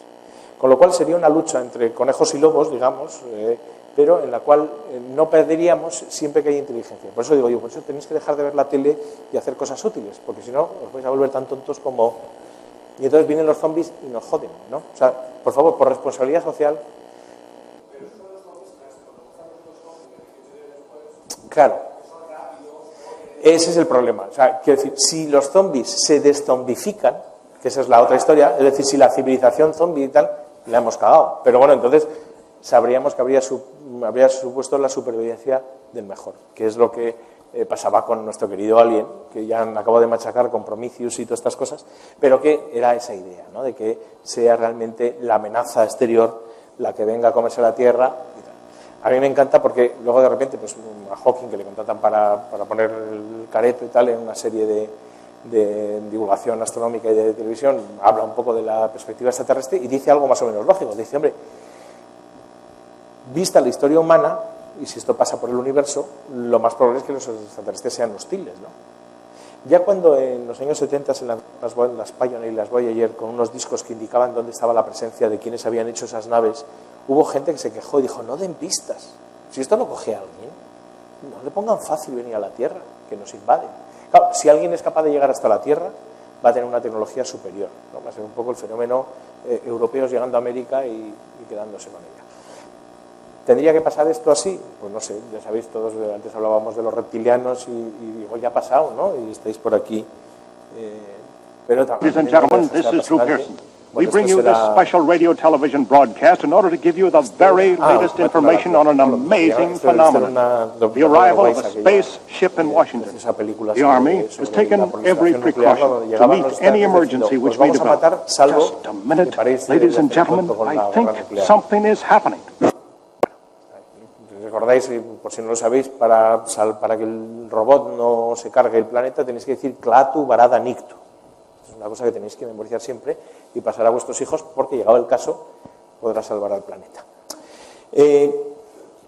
Finalmente, y lo dejo así solamente que pregunta, a mí me da me da que realmente de acabar con el planeta, los más capaces, los sospechosos más habituales y tal, seríamos y somos nosotros. Lo siento mucho. Cuando queremos buscar que los mayas nos vengan y tal así, al final lo que tenemos es así. Incluso con cosas que no tienen nada que ver ni nada. Es patético que después de más de 15.000 personas trabajando en desarrollar el acelerador más grande de partículas del mundo, la máquina más bestial, el frigorífico más bestia también del mundo y posiblemente los procesadores de información más geniales de la historia de la humanidad, y gastar unos 15.000 millones de euros en ello, es terrible que la noticia se convierta en que el día que lo van a aprender se van a cargar el mundo. Por favor. Es decir, la gente además opinaba, decía, ¿qué cantidad de dinero para qué golatras son los científicos que quieren ver qué pasa, ¿no? A ver qué pasa si pongo aquí protones a correr a casi la velocidad de la luz y los hago chocar contra otros que van en dirección contraria, ¿no? La gente decía cosas de eso. Yo recuerdo en un sitio decían, ¿y esa cantidad de dinero que se ha gastado, ¿no? Esos mismos días en que se ponía en marcha esa máquina, que era el LHC, había tenido lugar en Pekín en las Olimpiadas, ¿no? Que habían costado 2 veces lo del LHC, y a nadie le había parecido mal que se gastaran en 20 días lo que habían gastado los físicos de partículas en 15 años, ¿no? Ese tipo de inconsecuencias hacen pensar que quizás, no porque el LHC vaya a provocar microagujeros negros que se coman la Tierra y tal, que no parece que sea el caso, pero porque realmente nos gusta hacer el tonto y escaparnos. O sea que yo ya no digo más, quería poner esto como fin del mundo para que veáis que quizás la culpa sea de los físicos, de los otros, no de los astrofísicos que vemos al final. Muchas gracias. Igual tenéis alguna pregunta y así.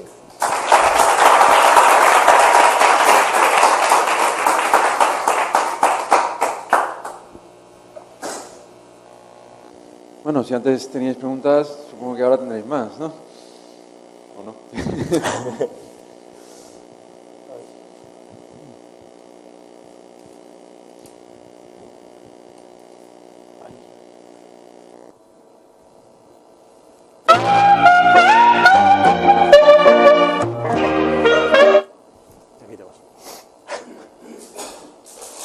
Que és una pregunta molt simple, però quines possibilitats i a quin ritme n'hi ha de que puga muntar el mar, el nivel del mar en un temps breu? Vamos a ver, los modelos que se hacen climáticos no son muy exactos. Eso que me sale a finales de siglo podrá subir 3 metros o tal el nivel del mar, pero ha aumentado un poquito, ¿no? Es decir, hay esa tendencia, ¿no? Lo que pasa es que es vamos a ver, ahí han ido, te voy a decir yo, depende de a quién leas. Tú ves en los digamos, informes oficiales del Panel Internacional del Cambio Climático y aconsejan no extrapolar los modelos de futuro a más allá de 50 años ni hacer ese tipo. Lo que pasa es que visualmente son muy poderosas esas imágenes, ¿no? Pero sí, la tendencia sería a un aumento del nivel del mar. En principio sí.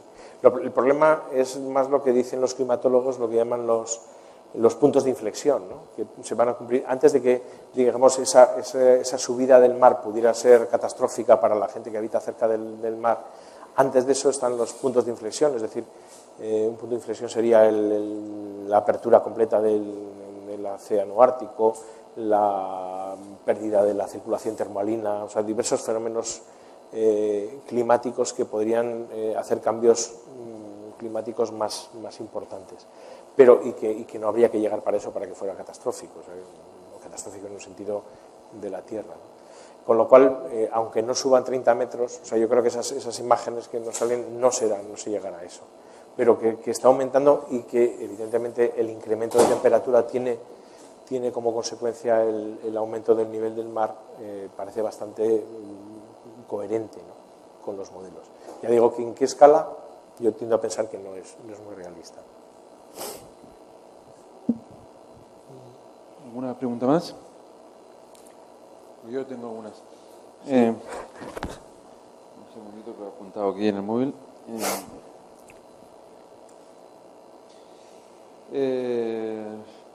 Has hablado antes de los sistemas de alerta temprana, pero ¿no crees que, bien, en la alerta han tenido éxito, pero en la contención han sido un total fracaso? Se ha visto que aunque los detectes temprano, no puedes evitar que la pandemia se pase a todo el mundo por el sistema de globalización que tenemos ahora. Cierto, pero no de forma desinformada. Yo creo que es importante, es decir, si puedes, vamos a ver, lo que sucedió mientras, o sea, con el tema de la gripe A, ¿no? Se vio que había ese brote y que se estaba expandiendo. Se subestimaron posiblemente la capacidad de movimiento que tenía. Eso sí ha habido luego estudios posteriores que han dicho, bueno, posiblemente la próxima vez no se subestime en ese sentido. Y luego lo cierto es que no había solución, pero el problema es que ese aviso ya se dio, pero fue ocultado porque en general la gestión, digamos, el gran problema de la gripe A no fue un problema de epidemiología, sino de gestión de la alerta, es decir, de las autoridades sanitarias relacionadas y de todo el mundo. Unos porque jugaron pues, a hacer el método Prestige, ¿no? Ay, llévatelo fuera, que es lo mejor, que todos lo haríamos, ¿no? O escóndelo debajo de la alfombra. Otros porque directamente vieron que era el agosto para vender todos sus productos. Coloca Tamiflu, que no vale para nada, pero coloca. Y entre unos y otros se despertó una alerta, yo creo que injustificada. Pero en cualquier caso sí es interesante que se pudiera seguir tan rápidamente el desarrollo y la evolución. Ojo, si se hubiera mantenido realmente un criterio de precaución y de información adecuado, se tenía que haber dicho ya rápidamente que en el brote que se dio 6 meses antes en el hemisferio sur, ya se comprobó, primero, que la gripe A se había comido, digamos, a las otras gripes, que ya había pasado a ser la más popular, con lo cual casi toda la gripe era gripe A, que es lo que pasa ahora. Segundo, que ese cambio, digamos, de virulencia en algunos sectores poblacionales podía ser cuidado, podía ser analizado de forma adecuada, cosa que tampoco se dijo. Dijo, bueno, no hay ningún problema en que este puede afectar igual más a mujeres jóvenes de tal no sé qué, vamos a ponerlas en el grupo que va a estar vacunado antes. Y había otro factor interesante que podían haber alertado, era que la morbilidad asociada, la capacidad de matar, resultaba ser menor que la de la gripe normal. Y esto es una cosa que no se contó. Y ya cuando yo recuerdo que ese verano del año anterior, o sea, antes de la llegada de ese invierno de la gripe A, ese verano yo iba a ir a Chile. No sé qué pasa por ahí. Yo iba a ir a Chile y nos suspendieron el viaje un poco por la alerta y tal. Y realmente las autoridades médicas chilenas nos dijeron, no, si es que estamos teniendo menos muertes que normalmente, debido a la gripe A ha habido menos muertes. Ellos lo asociaban a que posiblemente se había puesto más cuidado, entonces la gente cuando tenía un problema respiratorio iba más al hospital, con lo cual se trataba y tal, entonces había menos muertes en el hogar. Pero luego se vieron que no, que realmente la gripe A mataba menos que la gripe normal. Entonces yo creo que esas cosas hablan a favor de esos sistemas de alerta temprana, pero ciertamente fallaron en lo global, yo creo que en que no generaron las políticas de gestión adecuadas. Una vez más el problema es humano, ¿no?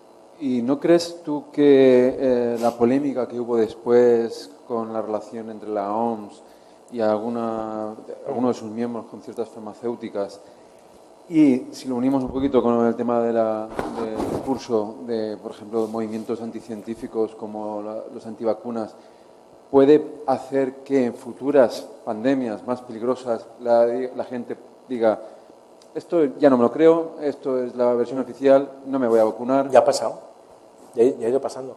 Se ha visto y yo creo que volverá a pasar con cualquier cosa de estas y con cualquier alerta que haya de este tipo. Pues eso es ahora una cosa que habrá que corregir en el futuro. No creo, nadie se ha preocupado especialmente, pero es como siempre las cosas importantes no generan demasiadas preocupaciones. Pero sí, te doy toda la razón. ¿Y alguna pregunta por ahí?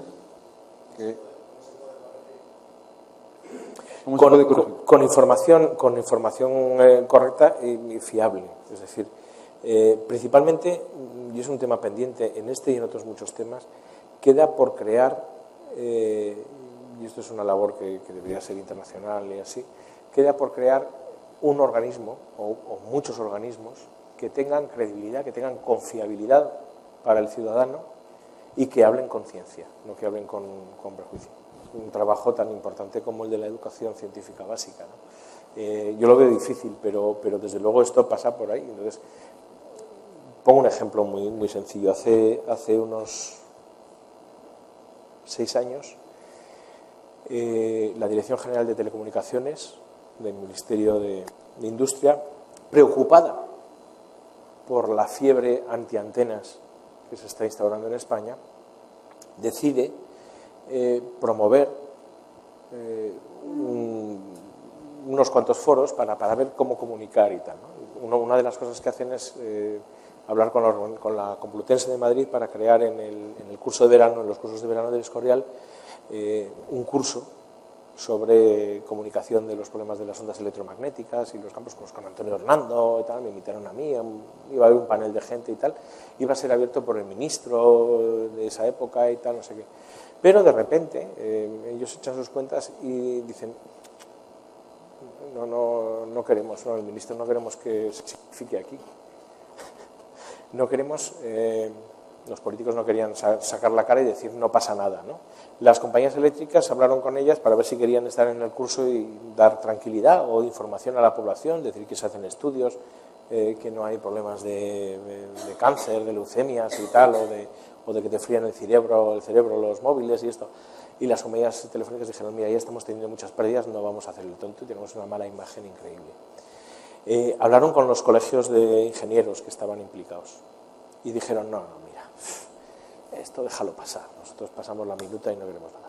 Al final nadie quiso, al final solamente una fundación de la Universidad Complutense, Ciencia y Sociedad, se atrevió a llevar el curso, al que por supuesto no vino ningún cargo público, al que por supuesto del que desaparecieron todos los donde tal, y que pues quedó como un curso pequeñito y perfectamente. Esta es la historia, pasa eso, entre las grandes cosas que necesitan acciones coordinadas en nuestro caso pues gobierno, industria, ecologistas y tal, en el caso de las antenas por ejemplo, todo el mundo prefiere vivir otro mundo, ¿no? Ese es el gran problema. Por eso digo que faltan interlocutores y yo creo que eso no vamos precisamente camino de tenerlos. ¿Y no crees que la OMS, antes de esto de la gripe A, era un interlocutor que todo el mundo reconocía como transparente? No lo era. El problema es que no era peor. Que aunque no lo fuera, pueda dar la impresión de que lo fuera, igual que las estadísticas. Sí, pero eso es, claro, completamente, daba la impresión. Eso es lo malo, que se ha perdido, que con ese no darte cuenta. Es lo que yo siempre achaco el error de las universidades al patrocinar cursos o másters de homeopatía. No se dan cuenta de que están perdiendo el prestigio que un día les serviría para ser ellos el interlocutor de la gente. La OMS perdió esa capacidad de ser un organismo confiable y tardarán en tiempo en recuperarlo. Y hemos visto que por el momento no se ha preocupado demasiado, ¿no? Yo creo que ese es uno de los temas, digamos, en esta interacción compleja de ciencia con la sociedad y tal. Yo creo que es uno de los temas de futuro que no se están planteando en estos escenarios, ¿no? Porque al final yo creo que lo que hay es más que se ponga una cosa de moda y ya se callarán. Pero los temas importantes yo creo que sí requieren, o sí deberíamos exigir un cierto debate ciudadano, ¿no?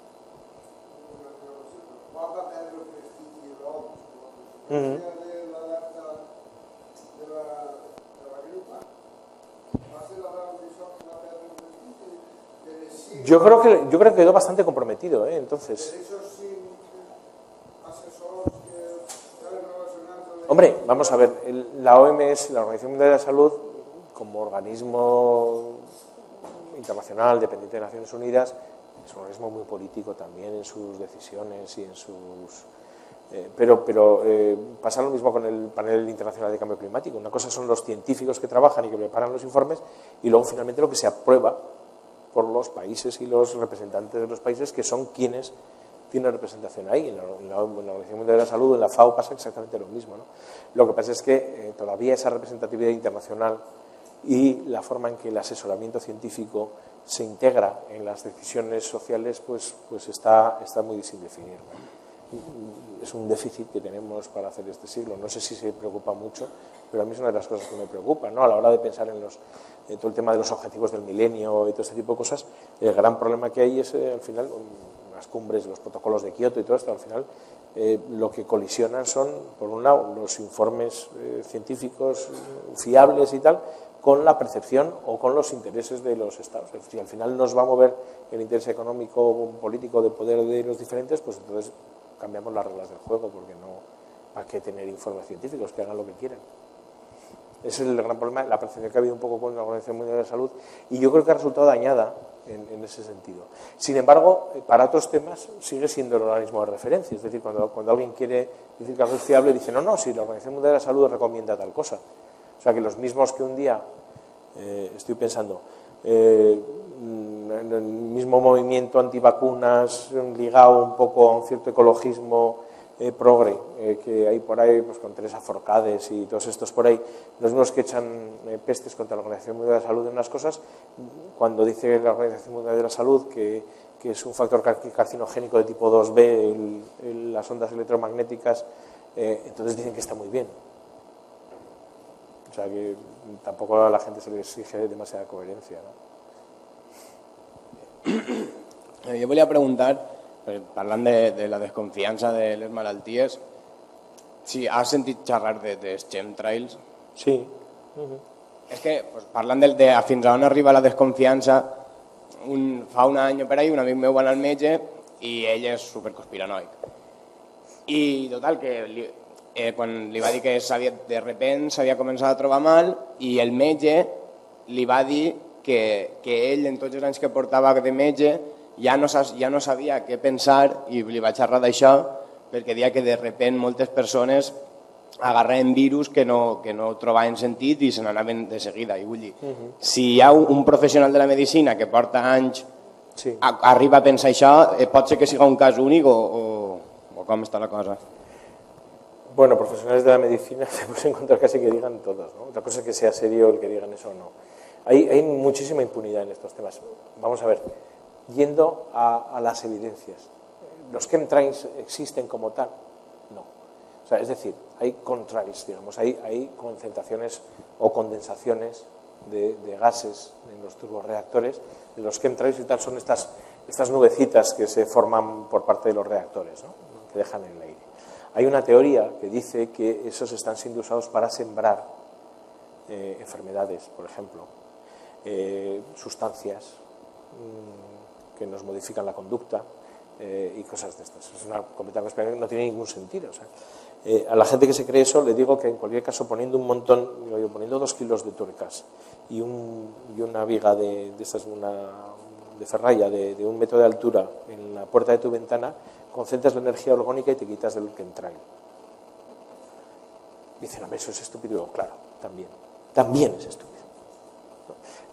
No tiene sentido ninguno. O sea, es decir, no hay ninguna prueba de que esos contrails sean otra cosa que sencillamente condensaciones de ese gas que sale en el cambio de presión y las temperaturas que hay típicas se congelan en pequeños esos y crea una nubecita. O sea, es un fenómeno realmente. ¿Por qué tiene la persistencia? Porque la atmósfera en esas alturas pues suele estar bastante más estable. ¿Por qué hay tantos? Porque hay muchos aviones volando y hay muchos tal. Hay otros efectos que sí se están viendo. Por ejemplo, uno de los climatólogos decían que posiblemente la presencia de muchos vuelos de jet sobre algunas áreas amplias de Estados Unidos están relacionados con pequeñas variaciones de la temperatura promedio. Porque si cambian el albedo, si cambian la cantidad de energía que llega del sol de las capas altas a las bajas y tal. Pero realmente no. Lo que pasa es que que te encuentres un médico que te pueda decir cualquier cosa, pues hay médicos que son naturópatas y a la vez te niegan el número de Avogadro, o son homeópatas o lo que quieras. Médicos puedes tener para todos. La cosa es si es confiable lo que dicen o si está demostrado. Y realmente nada de todas estas afirmaciones conspiranoicas están demostradas, todo lo contrario. Lo que pasa es que cuando dices que todo esto es falso, dices, ¿ves? Pero es que ocultan los datos, ¿no? Y ante eso es una vez más el razonamiento circular y ahí no podemos hacer mucho. pensar lo poco que sabemos todavía de unas culturas que estaban ahí, ¿no? Y cómo, pues eso, en tiempos relativamente recientes pueden haber hecho cosas que nos resulten ahora tan extrañas, ¿no? Como esos calendarios y tal, ¿no? Entonces no es raro que a veces se creen un poco casi mitologías modernas en base a estas culturas desaparecidas o civilizaciones o llamarlas como quieras.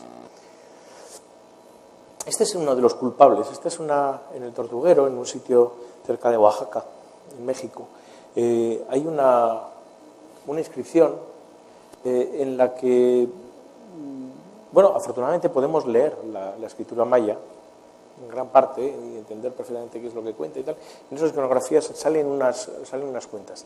Los mayas les encantaban las estelas rituales y gran parte de su negocio era en las ciudades pues contarse lo maravillosos que eran.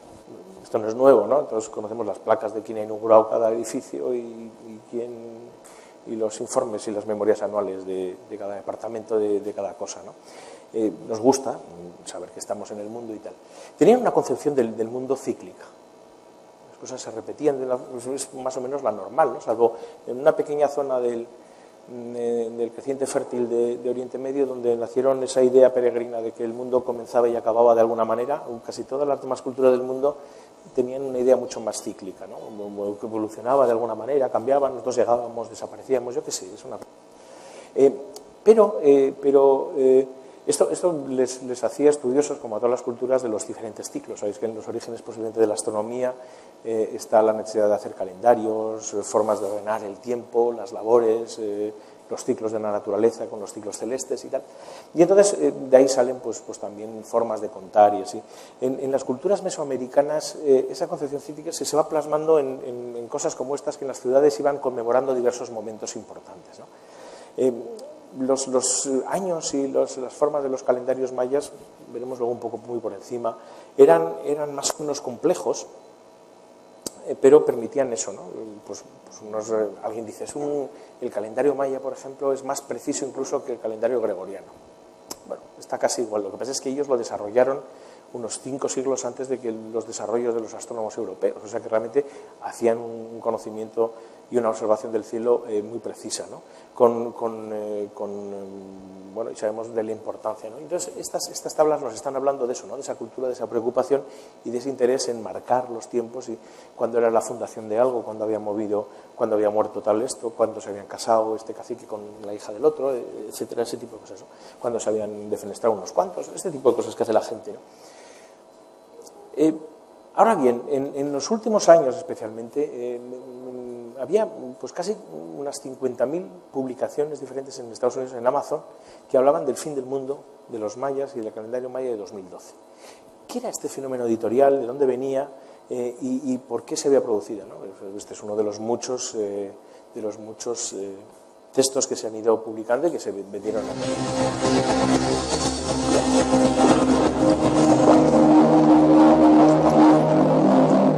Las matemáticas no son lo mío, pero estoy aquí haciendo unos cálculos muy rudimentarios, intentando comprender por qué los mayas, esa cultura fascinante que desapareció como tragada por la tierra prácticamente en unos días, dejó claro y escrito en su calendario, dicen que el más perfecto de todos los tiempos, que el mundo empezaba el 13 de agosto del 3114 a.C., fíjense con la fecha, 3114 a.C., 13 de agosto, y termina el mundo, cambia de era, o hay un apocalipsis, quién sabe, el 23 de diciembre del 2012. Vamos a intentar saber qué hay dentro de la famosa y tétrica profecía maya. Famosa y tétrica profecía maya. Como veis, el lenguaje no es casual, ¿no? Es esas oscuras predicciones, esos mayas, ¿no? Que han desaparecido en unos días. ¿No habéis oído hablar de Rigoberta Menchú, del genocidio contra los mayas en Guatemala? Esos juicios que hay ahora, esos son mayas, ¿no? Ojo, desmontaron las ciudades porque habían llegado a un colapso en recursos, una crisis, tal, pero no desaparecieron, no sé, seamos serios. Las ciudades están allí, hace poco se han vuelto a desenterrar y se están desenterrando nuevos asentamientos que no se conocían, pero que estaban grabados en las crónicas. Sabemos muchísimo de su cultura, de sus conocimientos. a lo largo de la interacción que hubo ya con los españoles que fueron por allí a lo que hoy es México, se guardaron muchos de esos de astronomía, sí, ¿no? Y entonces es porque tiene que ver además también con ese conocimiento de la naturaleza, ¿no? Con lo cual, cuando miramos al cielo, pues siempre, en cierto modo, nos salen esas grandes preguntas de quiénes somos, de dónde venimos, a dónde vamos, tendrá esto un fin, llegaremos a algún lado, ¿no? Es decir, la astronomía resulta como ciencia, en la historia de la ciencia además ha resultado siempre fundamental, ¿no? Esa confrontación entre ciencia y dogma se plantea hace 4 siglos con Galileo y precisamente con la astronomía como modelo, ¿no? Lo primero que te enfrentas a los libros gordos de conocimiento científico. ¡Ay, ahora! ¡Qué bien! Estaba por ahí algún proceso colgadísimo, ¿no? Sí. F5. Y así sale con música. Sí, sí. Luego es que esta conferencia que habíamos visto es el título de...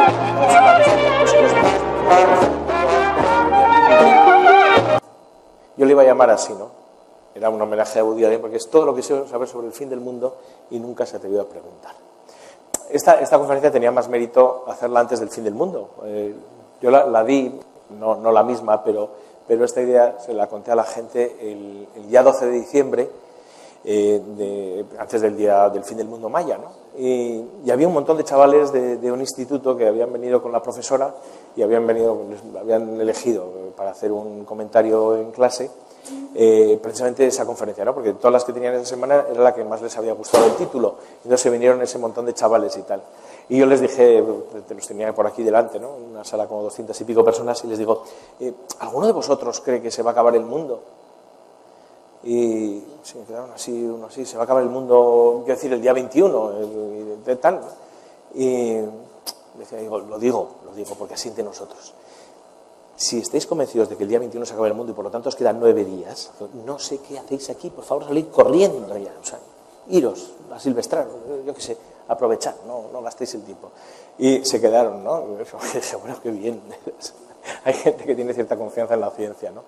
Pero lo cierto es que en aquella época, que ya ha pasado hace tanto tiempo, ¿no? Fue en diciembre, ya ni nos acordamos de cómo estaba la prima de riesgo ni nada.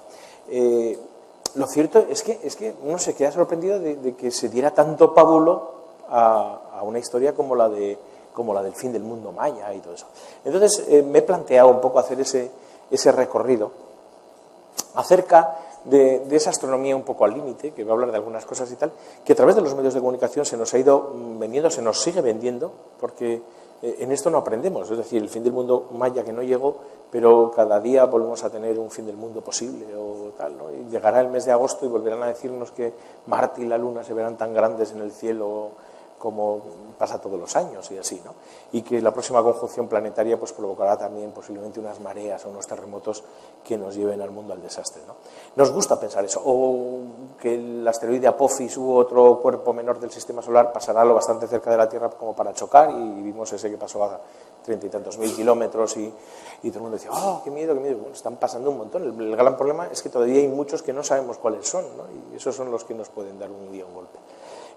La astronomía tiene a veces esas cosas, ¿no? Y nos va contando temas que llegan a los medios de comunicación de forma muy llamativa, ¿no? En un curso como el que han diseñado Isabel y José Manuel, en el que hablamos un poco de esa interacción, de cómo la ciencia y la pseudociencia interactúan en este mundo complejo, me parecía una buena metáfora, si acaso, un buen discurso para poder pensar en algunas cosas y en cómo en muchas de estas cuestiones, las que atañen, por ejemplo, al fin del mundo, nuestras ideas o nuestros conocimientos, de hecho, vienen mediados por cosas como el cine, ¿no? Y veremos algunos, si se pueden ver, yo creo que sí, algunos trozos de películas que tienen que ver con eso, porque hemos visto tantas veces el fin del mundo que el día que llegue va a decir, si es que no es tan bonito como lo ponían en el cine.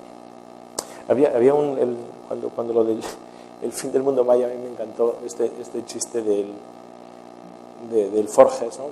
Que decía, pero ¿por qué precisamente el chopu del pucho del colopucho? ¿No? Y dice, no, hombre, es los años que llevo casado y tal. Es decir, de repente todo el mundo era experto mayista. Me mucha gracia, porque yo no soy en absoluto experto en el mundo maya, sí tengo una amistad, he tenido oportunidad de visitar los sitios arqueológicos, algunos de los sitios arqueológicos maya, con los investigadores que trabajan allí, ¿no? Con la Ciudad de la Complutense y tal, que me ha llevado por allí muchas veces, y es apasionante.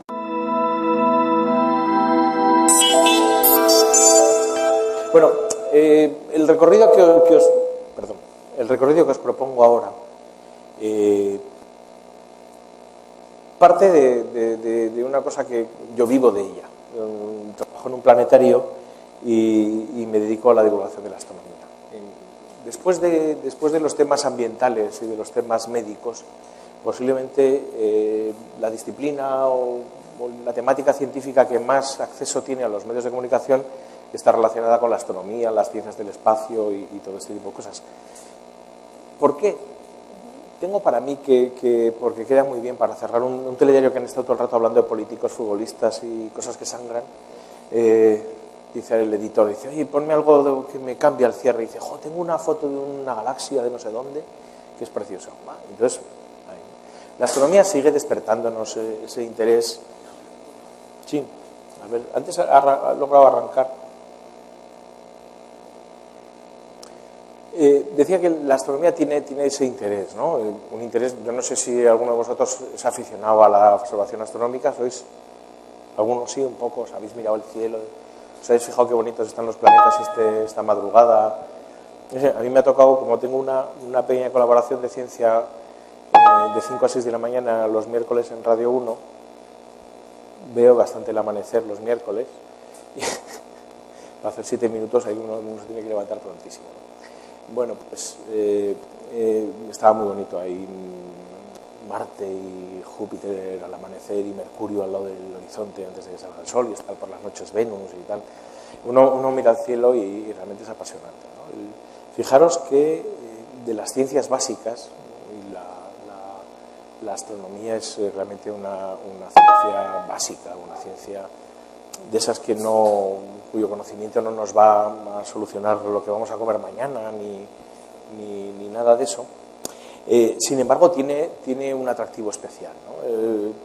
Hay agrupaciones de aficionados a la astronomía, o de astrónomos no profesionales o amateur.